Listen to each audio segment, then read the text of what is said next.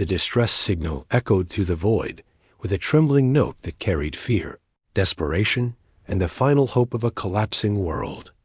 It broke through the Varan Council's encrypted channels and flashed across every screen in their emergency chamber. Representatives of 8 star nations stood in uneasy silence as the message repeated again. A plea for help from a fringe colony named Kavor Prime. A cry sent to the galaxy at large. A call they had all expected someone else to answer. The attackers were unknown. The colony's defense grid had failed. Its atmosphere scorched. Its surface cracked by kinetic strikes that came without warning. The survivors begged for aid before the last shelter domes failed. A faint hum echoed as the transmission flickered out. The chamber dimmed.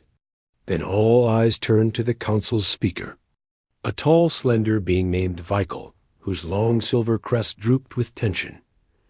"We have no ships close enough to intervene," Vikel said, his voice steady but edged with guilt.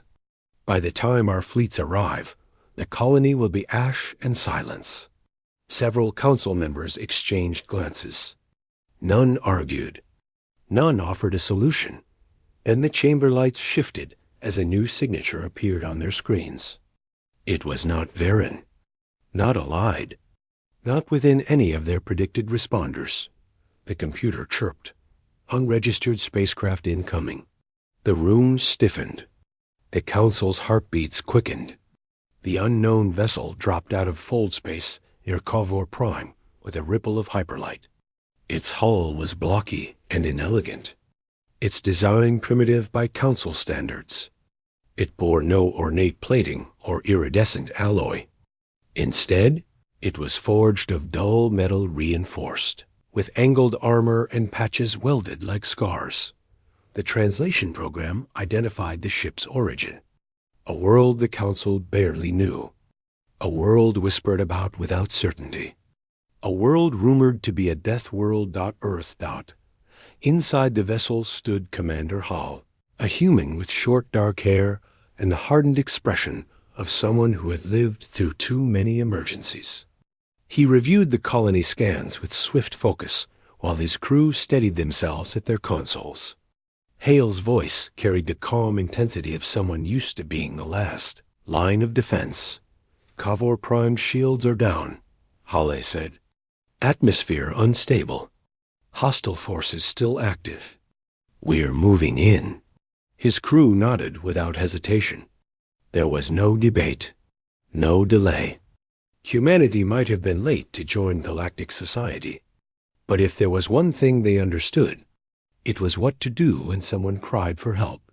The ship descended through the fading skies of Kavor Prime. Firestorms smoldered across the plains. The colony's domes flickered under failing power cells. Beneath cracked terrain, the shelter interior trembled as its remaining inhabitants huddled together. Among them was a young technician named Laro, trembling as the ground shook from another impact. His breath came shallow. His eyes darted around the crowded shelter. Children coughed from fumes. Elders pressed masks against their faces. No one knew if rescue would ever reach them. Then the alarms blared again. The shelter supervisor announced that unknown ships had entered the atmosphere. Panic rose. Laro closed his eyes, bracing for the worst. But when the ceiling vibrated and shadows crossed the shelter entrance, what arrived was not destruction. It was a power armor squad of humans, dropping through the weakened dome like anchors of hope. Their suits were bulky and reinforced. Their movement efficient. Their landing silent except for the thud of heavy boots. Their commander, a soldier named Rain, surveyed the terrified crowd with sharp calm. "We're here to help," Rain said. "You're safe now." Laro could not understand the words at first. His translator trembled. Then the phrase crystallized in his mind. Here to help. The attackers outside met a different welcome. Human troops swept through the colony with a precision that felt impossible for a species the Council once considered too young. Drones buzzed ahead, mapping enemy positions. Rail platforms deployed. Every shot was deliberate. Every movement coordinated. The enemy fleet, which had ravaged the colony with ease hours earlier, now scrambled to respond. Their ships hovered above the horizon like dark crescents. Their weapons glowed. Their gunships roared.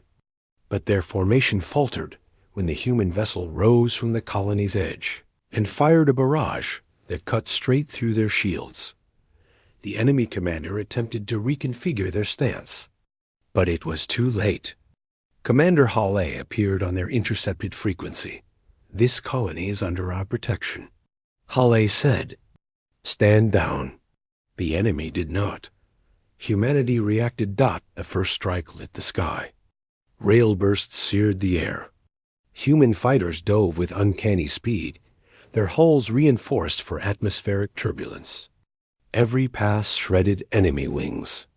Every maneuver exploited weaknesses their scanners had uncovered within minutes. The Council, watching from light years away, felt shock ripple through their chamber. They had always feared Deathworlders. They had always heard whispered tales of human adaptability. Yet none expected this. None imagined a species from a dangerous world could leap into battle, not with frenzy, but with precision. Vikl spoke in a stunned whisper. "They are outnumbered. They are winning."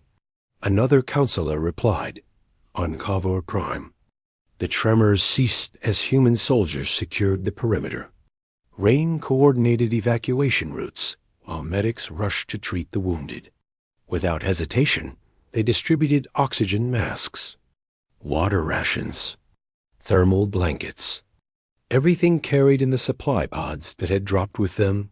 Laro watched as a medic patched a wounded elder's breathing mask, then moved on without waiting for thanks. "You came for us," Laro said quietly to Rain. Rain nodded. "You asked." "We answered." "Why?" Laro asked. Rain paused as if surprised by the question. "Because you needed help." Outside, the battle reached its tipping point. Commander Hale's ship outmaneuvered the enemy flagship with a grace that defied its rugged exterior. Halo studied its attack pattern, traced the rhythm of its firing rate, and countered with a vector shift that threw his vessel behind its blind spot. A final rail burst struck the flagship's reactor spine and sent it spiraling. The remaining ships broke formation. Some fled, others powered down. Humanity held their fire. They did not destroy ships that no longer threatened the colony. When the sky cleared, silence fell across Cavor Prime. Not the silence of loss. A silence of stunned relief. Human recovery shuttles deployed. Hale landed near the central dome, stepping out as survivors gathered. His expression remained firm, but his eyes softened as he surveyed the rescued crowd. "You're safe now," Hale said. The words carried through every translator. Later, as humans repaired structural breaches and stabilized the colony's power grid, the Council's envoy ships arrived. They expected ruin.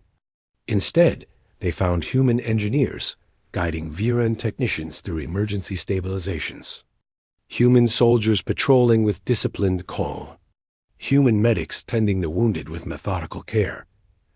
Vikl stepped forward, crest lifted in disbelief. Commander Hale met him with a respectful nod. "You came," Vikl said quietly. "Before any of us could." Hale shrugged slightly. "They needed help." The simplicity of the answer left. Vikl silent. He had heard tales that Deathworlders were unpredictable, violent, primitive, uncontrolled. Yet here he saw clarity, purpose, compassion. Rain approached, giving a brief report on evacuation success. Hale responded with a quick directive and turned back to Vikl. "We're not here for politics," Hale said.